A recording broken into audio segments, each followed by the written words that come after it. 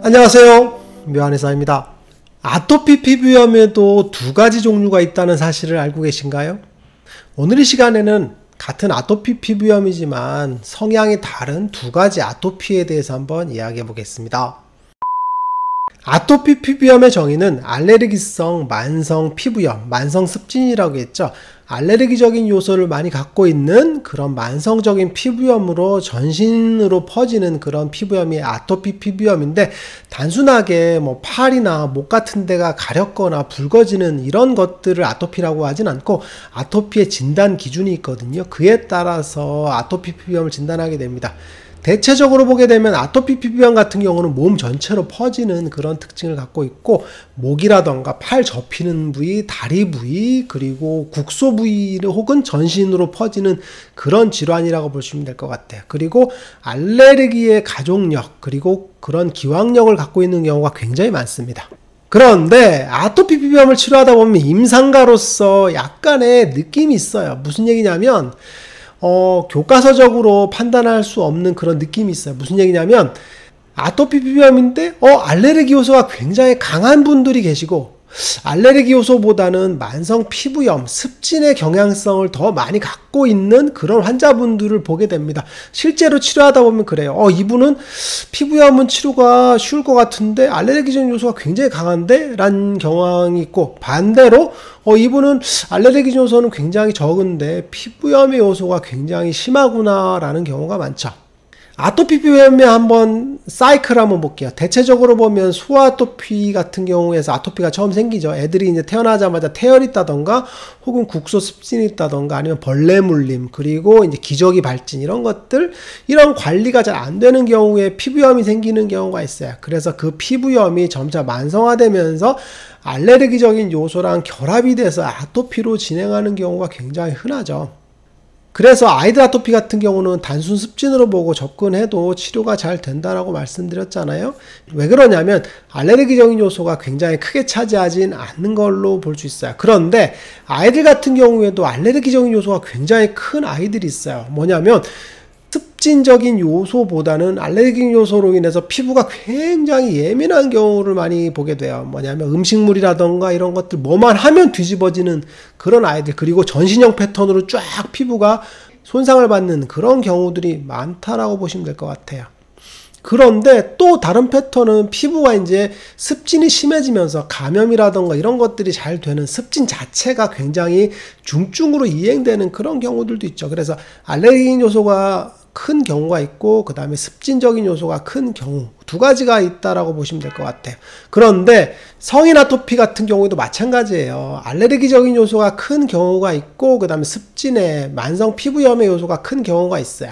그런데 중증 아토피, 정말 전신을 다 덮고 있는 그런 중증 아토피 같은 경우는 알레르기적인 요소가 굉장히 큰 분들이 많아요. 뭐 음식 같은 걸 먹게 되면 피부가 뒤집어지고 늘 가렵고 하는 것들이 있게 되죠. 반면에 만성 피부염의 소요인을 갖고 있는 경우는 피부염 자체가 심하긴 하지만 피부 자체가 국소 부위에 국한돼서 심해지는 경우를 많이 보게 됩니다. 그러면 둘 간의 차이는 뭔지 한번 살펴보도록 할게요. 알레르기적인 요소가 굉장히 많은 아토피 피부염은 전신형 패턴으로 많이 나타납니다. 온 몸이 전신으로 피부염이 생기는 거죠. 즉 피부염이 고르게 다 퍼집니다. 그래서 발부터 시작해서 손끝까지 전부 다 붉으면서 피부가 붉게 충혈되고 가렵고 하는 거죠. 그래서 조금만 음식물 요인들이 들어오거나 혹은 항원 요인들, 그죠? 공기가 안 좋은 것들, 아니면 화장품 같은 걸 바르게 되면 굉장히 가려워합니다. 그래서 가려움증을 많이 호소하면서 미치듯이 가렵다고 보통 표현하는데 전신으로 다 가렵습니다. 그래서 폭발적인 가려움 때문에 못 참는 패턴인데, 이건 왜 그러냐면 항원항체 반응에 의해서 알레르기 반응이 폭발적으로 증가하기 때문에 그게 혈류를 통해서 두드러기처럼 전신으로 쫙 퍼지기 때문에 그렇다라고 볼 수 있는 될 것 같아요. 그런데 알레르기적인 요소의 특징은 뭐냐면 아까 얘기했던 것처럼 혈액을 타고 전신으로 퍼지게 되죠. 즉 알레르기 반응이 전신으로 쭉쭉쭉 퍼지기 때문에 피부 자체가 멀쩡한 구석이 별로 없는 경우가 많아요. 그래서 중증 아토피, 중증 성인 아토피 같은 경우는 알레르기적인 요소가 굉장히 크게 작용을 합니다.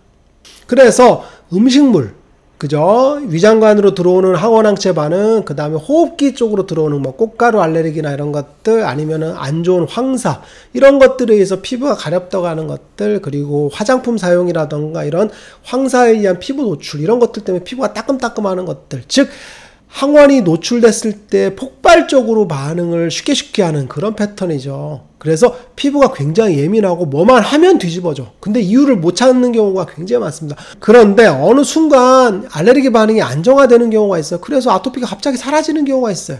그런데 고등학교를 진학한다던가 해서 밤을 샌다던가 아니면 스트레스가 굉장히 뭐 가중됐다던가 해서 갑자기 전신으로 확 퍼지는 경우가 있어요. 이런 경우들이 그런 경우라고 보시면 될 것 같아요. 그리고 반대측에서 보면 만성 피부염의 소인을 갖고 있는 아토피 피부염이 있어요. 이런 경우는 대체적으로 보면 몸 전체가 다 아토피인 경우보다는 국소적으로 아토피가 심하고 나머지 부분들은 조금 심한 패턴이라고 보시면 될 것 같아요. 그래서 목이 막 굉장히 심한데 딴 데도 가렵고 하는 패턴, 그리고 얼굴이 막 만신창인데 다른 데는 조금밖에 없는 그런 패턴들.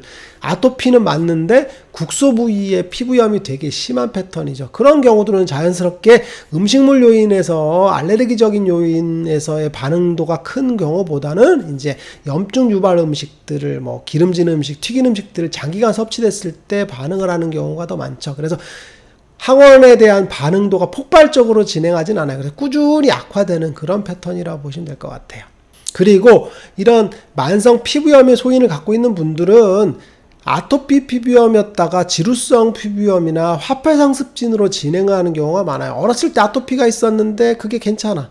그러다가 나이가 먹어서 성인이 된 후에 지루성 피부염이 생겼다는 경우가 굉장히 많죠. 그리고 화폐상습진으로 진행되는 경우도 굉장히 많습니다. 그래서 어렸을 때 아토피 피부염이 있었냐고 물어보면 화폐상습진이나 지루성 피부염이 있는 분들 중에서 어렸을 때 아토피가 있었던 경우가 많습니다. 그런데 굉장히 폭발적으로 심해지는 패턴보다는 국소 부위에서 계속 지속됐다가 사라졌다는 분들이 더 많아요. 그런 경우들이 만성 피부염의 경향성을 갖고 있는 아토피 피부염이라고 보시면 될 것 같아요.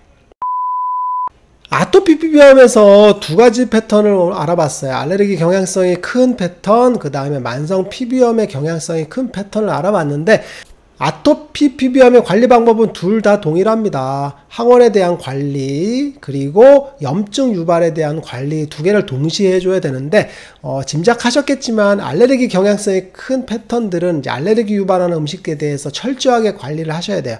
알레르기 유발하는 뭐 밀가루, 우유, 콩, 그죠? 흰살 생선, 그리고 땅콩이라든가 견과류 같은 알레르기를 유발하는 음식들, 건강에는 문제가 없는 음식이지만 알레르기를 쉽게 유발하는 음식들에 대한 관리를 철저히 하셔야 되고, 만성 피부염에 중심을 둔 아토피 피부염 같은 경우는 염증 유발 음식이죠. 그래서 튀긴 음식, 기름진 음식, 매운 음식, 이런 것들, 염증을 쉽게 유발하는 것들을 장기간 섭취하는 경우에 피부염이 잘 안 낫는 경우가 많아요. 그래서 이쪽의 패턴들의 음식들을 관리하는 게 되게 중요할 것 같아. 그리고 피부 자체에 대한 관리 역시도 둘 다 동일한데, 알레르기 패턴이 심한 패턴들은 사실은 국소적으로 외치 같은 걸 하기가 어렵습니다. 왜냐하면 전신형 패턴이기 때문에 몸 전체를 다 뭐 냉팩하기는 어렵죠. 그래서 만성 피부염이 심한 경우들이 이제 국소적인 그런 관리들을 잘 해주셔야 될 것 같고, 그리고 2차 감염이 잘 일어나는 패턴들은 피부염 소인이 큰 경우에서 2차 감염이 잘 일어난다는 걸